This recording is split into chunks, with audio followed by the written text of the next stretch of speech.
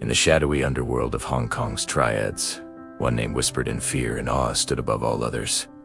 Sa Daam Hung, the silly Hung.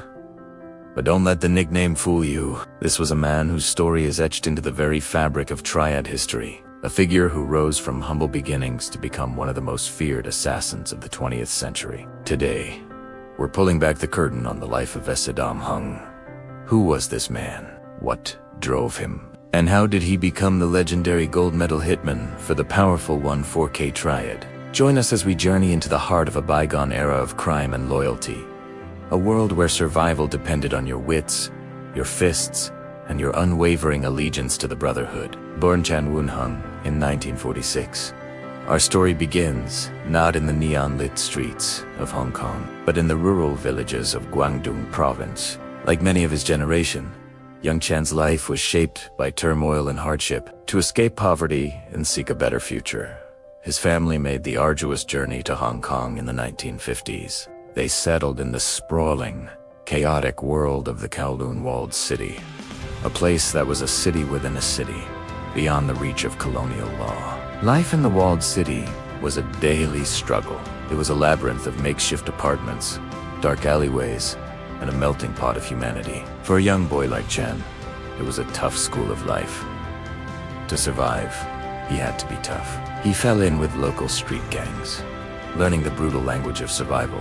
It was during these formative years that he earned the nickname Sa Daam Hung, or Silly Hung. It wasn't because he was unintelligent. Quite the opposite. It was a reflection of his reckless, almost fearless, daredevil nature. When a fight broke out, Sa Daam Hung was always the first to charge in, disregarding his own safety. This reputation for ferocious bravery would become his calling card. As he entered his teenage years, Sa Daam Hung's ferocity caught the eye of the big players in the walled city, the 14K Triad. At the time, the 14K was one of the largest and most powerful criminal organizations in the world. They saw in this fearless young brawler a raw, untamed talent, a perfect recruit for their ranks. Joining the 14K was a turning point. For Sa Daam Hung, the Triad wasn't just a gang. It was a family. It offered structure, protection, and a sense of belonging that he craved. He quickly rose through the ranks, his reputation preceding him. He wasn't just a brawler anymore. He was a loyal enforcer, a man who would do anything to protect his brothers and the interests of the 14K. His loyalty was absolute, and his fearlessness made him the ideal man for the most dangerous jobs. The 1960s and 70s were a golden age for the triads in Hong Kong. They controlled everything from illegal gambling dens and extortion rackets to street hawker stalls. But with great power came great conflict. Rival gangs and internal factions were constantly vying for territory and influence. The streets often became battlegrounds, and in this brutal world, a new kind of specialist was needed. The professional hit. This is where Sa Daam Hung truly found his calling. His superiors recognized that his unique combination of courage, loyalty, and a chillingly calm demeanor under pressure made him the perfect assassin. He wasn't just a thug with a weapon, he was a strategist, a patient predator. He became known as the gold medal hitman, the 14K's go-to-man for eliminating rivals and settling scores. What made him so effective? Sources say Sa Daam Hung was meticulous. He would study his targets, learn their routines, and strike when they were most vulnerable. He was a master of disguise and could blend into any crowd, but his most famous weapon of choice was the humble butcher's knife. In a world of guns, his preference for a blade was both a tactical and psychological choice. It was silent, personal, and utterly terrifying. His skill was legendary. He was said to be able to end a conflict with a single, precise strike, earning him another fearsome nickname, the Butcher. His list of alleged hits reads like a who's who of the Hong Kong underworld. Rival gang leaders, traitors within the 14K, and anyone who dared to cross the organization fell victim to his blade. Each successful mission solidified his legendary status. He was the ghost in the alleyways, the whisper of death that preceded a rival's downfall. For the 14K, he was their ultimate insurance policy. For their enemies, he was their worst nightmare. But a life lived by the sword is a perilous one. By the 1980s, the landscape in Hong Kong was changing. The colonial police force launched major crackdowns on Triad activities, and the old ways were becoming unsustainable. Many Triad bosses were arrested or fled overseas. Sa Daam Hung, now a veteran of countless battles, saw the writing on the wall. The life of a hitman has a short expiration date. You either end up in a prison cell or in a shallow grave. Sensing the shifting tides, Sa Daam Hung made a calculated decision to step back from the front lines. He moved to the Netherlands, a popular destination for Hong Kong triads looking to expand their operations or simply lay low.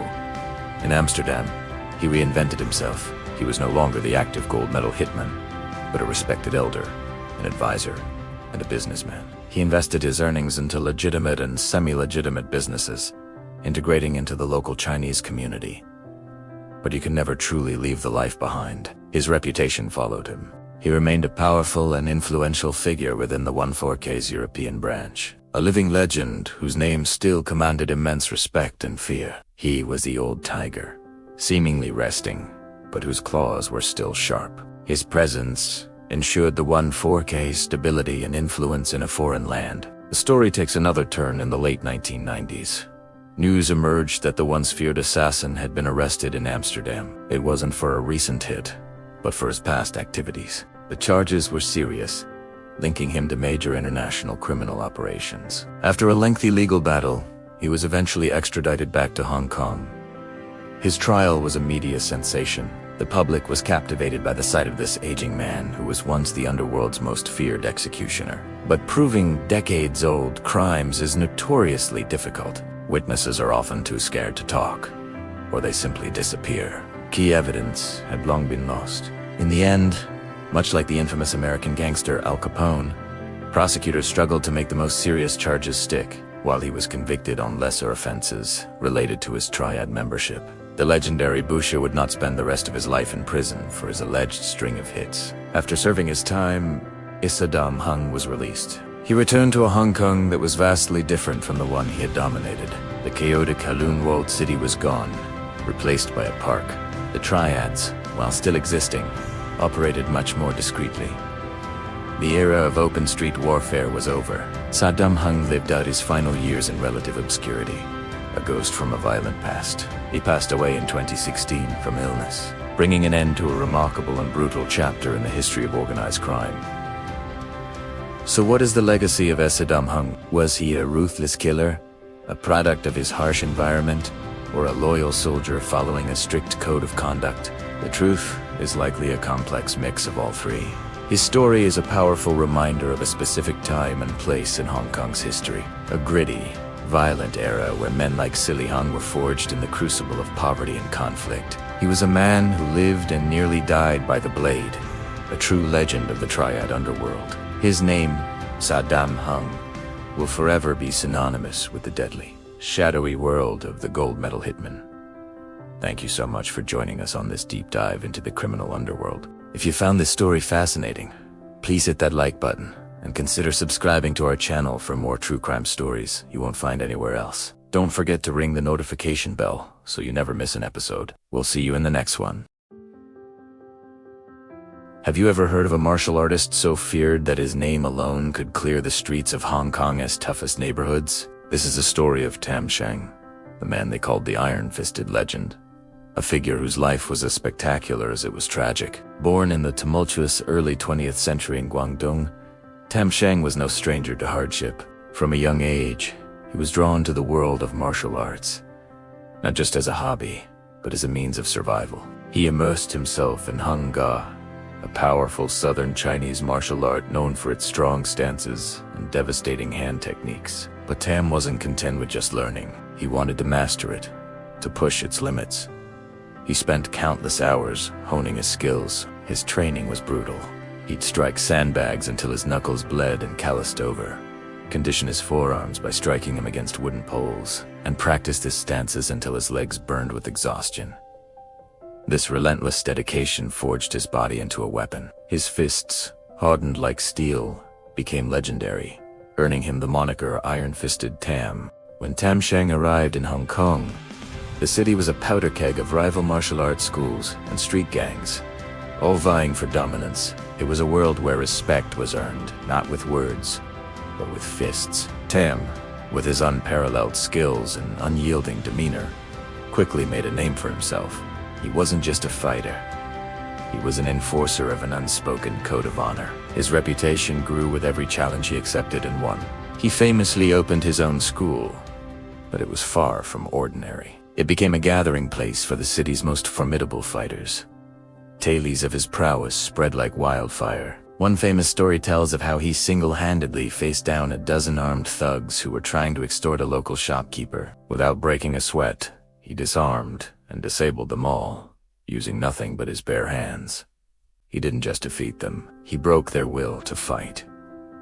This wasn't an isolated incident. Tam became a guardian of the common folk in his district. He was a man of few words, but his actions spoke volumes. If a gang tried to cause trouble, a quiet word from Tam Shang, or a demonstration of his power, was usually enough to send them packing. His presence created a bubble of safety in a city rife with crime and violence. He was more than a martial artist. He was a symbol of justice, a real-life folk hero. However, the world of martial arts in Hong Kong was deeply intertwined with the clandestine world of the Triads. The lines were often blurred. A martial arts master's strength could be used to protect the innocent, but it could also be co-opted to enforce the will of powerful criminal organizations. As Tam Shang's fame reached its zenith, he attracted the attention of these very groups. They saw his strength not as a tool for justice, but as a valuable asset for their own ambitions. Initially, Tam resisted their advances. His principles were clear. Martial arts were for self-defense and protecting the weak, not for criminal gain, but the pressures were immense. They offered him wealth and power beyond his wildest dreams. They also made veiled threats, not just against him, but against his school and the community he protected. It was a classic dilemma. Join them and compromise his soul, or resist and risk everything he had built. The turning point came with a series of escalating conflicts. Rival gangs, backed by powerful Triad factions, began to challenge his authority directly. The street duels became more frequent, more violent. Tam found himself caught in a web of intrigue and power struggles that went far beyond simple martial arts rivalry. He was a master of combat, but he was a novice in the world of organized crime politics. It's here that the details get murky, lost to the whispers of history. Some say he made a pact with one devil to fight another, believing he could control the situation. Others believe he was tricked, cornered into a position where he had no choice but to align himself with a Triad faction simply to survive, whatever the reason. The iron-fisted legend who once protected the streets began to be seen as an enforcer for its darkest elements. His reputation began to change. The respect he once commanded was now tinged with fear. The man who was once a hero of the people became a feared figure. His school, once a place of honor, was now seen as a breeding ground for Triad muscle. This internal conflict must have been devastating for a man of his principles. He was trapped, a lion in a cage he had inadvertently helped to build.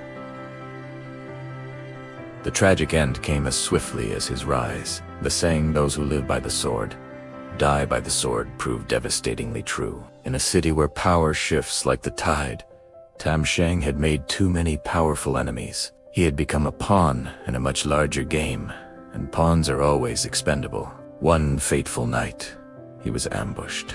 But this wasn't a one-on-one duel of honor. Accounts say he was attacked by a large group, not of martial artists, but of ruthless assassins, armed with blades. Even for the great iron-fisted Tam, the odds were impossible. He fought with the ferocity of a cornered tiger, taking down several of his attackers. But the relentless assault was too much. Tam Shang, the legend of Hong Kong streets, was cut down. His fall sent shockwaves through the martial arts community and the underworld. The man who seemed invincible was gone. His death marked the end of an era. The age of the martial arts folk hero, the lone warrior upholding justice, was fading, replaced by the cold, calculated machinery of organized crime. Today, the name Tam Shang is not as widely known as movie stars like Bruce Lee or Jackie Chan. His story isn't one of cinematic glory, but a gritty, cautionary tale from the streets. It's a story about the immense power of dedication and skill. but also about the corrupting influence of power and the tragic consequences of navigating a world where the lines between right and wrong are blurred. Tim Chin was a product of his time, a time of chaos, honor, and brutal reality. His rise was a testament to the peak of martial arts mastery, but his fall serves as a somber reminder that even the strongest fists cannot always protect a man from the darkness that lies within society and sometimes within himself. His legacy is a complex one. A hero who became a cautionary tale. An iron fist that ultimately could not punch through the intricate web of fate. Thank you so much for joining me on this journey into Hong Kong's hidden history. If you found this story compelling, please hit that like button and consider subscribing for more deep dives into forgotten legends. Let us know in the comments what you think about Tam Chink's story. We'll see you in the next one.